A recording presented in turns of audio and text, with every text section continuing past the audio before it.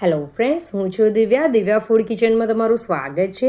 આજે હું તમારા માટે લઈને આવી છું ચટપટી અને સ્ટ્રીટ સ્ટાઇલ એવી ચૂરમૂર ચાટની રેસિપી, જેને તમે પાણીપુરી ચાટ પણ કહી શકો છો।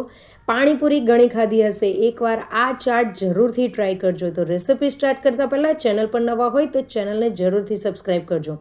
અહીંયા એક બાઉલ લઈ લીધો છે। બાઉલની અંદર 8 થી 9 જેટલી પાણીપુરીની જે પૂરીઓ આવે છે તે લઈ લેવાની છે। તેને આપણે હાથની મદદથી આપણે ભૂખો કરી દેવાનો છે। એકદમ ઝીણો ભૂખો નથી કરવાનો, તેને અધકચરો ભૂખો રાખવાનો છે, એનું ધ્યાન રાખવાનું છે।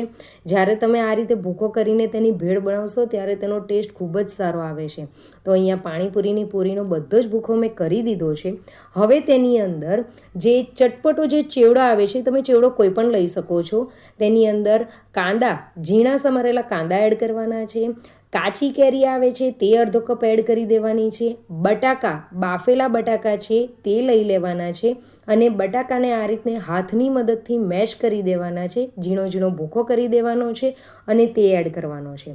હવે અહીંયા તમારે બટાકાને આ રીતે ભૂખો નહીં કરવો હોય, ચૂરો નહીં કરવો હોય તો તમે તેને નાના નાના પીસીસમાં કટ કરીને પણ એડ કરી શકો છો। ફ્રેન્ડ્સ, એકવાર આ રેસિપી જરૂરથી ટ્રાય કરજો, ખૂબ જ ચટપટી રેસિપી છે, મજા આવી જશે। ત્યાર પછી ઉપરથી કોથમીરના પાન એડ કરી દેવાના છે। તેની અંદર મસાલા કરવાના છે, તો અડધી ચમચી કાશ્મીરી મરચું લીધું છે, 1/4 ચમચી જેટલું સંચર એડ કરી દેવાનું છે, 1/4 ચમચી જેટલી મીઠું એડ કરી દેવાનું છે। તેની અંદર 2 થી 3 ચમચી જેટલી જે ગ્રીન ચટણી આવે છે, ફુદીના અને કોથમીરની ચટણી, તે એડ કરવાની છે। 1 કપ જેટલું પાણીપુરીનું પાણી થોડું થોડું કરીને એડ કરી દેવાનું છે અને લીંબુનો રસ, અડધો જ લીંબુનો રસ એડ કરવાનો છે, વધારે એડ નથી કરવાનો, કેમ કે આપણે જે પાણીપુરીનું પાણી એડ કર્યું છે તેની અંદર પણ લીંબુનું પ્રમાણ આવે છે। તો હવે આ બધાને આપણે બરાબર મિક્સ કરી દેવાનું છે। જો તમારે નાના બાળકો નહીં ખાવાના હોય તો તમે કાશ્મીરી મરચાંની જગ્યાએ તીખું લાલ મરચું પણ એડ કરી શકો છો અથવા લીલું મરચું પણ એડ કરી શકો છો, તમે તમારા તીખાસ પ્રમાણે એડ કરી શકો છો। ખજૂર આમલીની ચટણી હોય તો તે પણ તમે એડ કરી શકો છો અને ઉપરથી તમે સેવ પણ એડ કરી શકો છો। તો તમે તમારા હિસાબે ગમે તે રીતે ચાટ બનાવી શકો છો।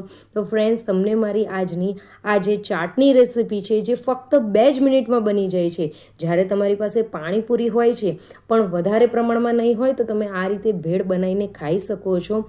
જરીક પણ ઝંઝટ નથી, ફક્ત 2 મિનિટમાં જ બની જાય છે।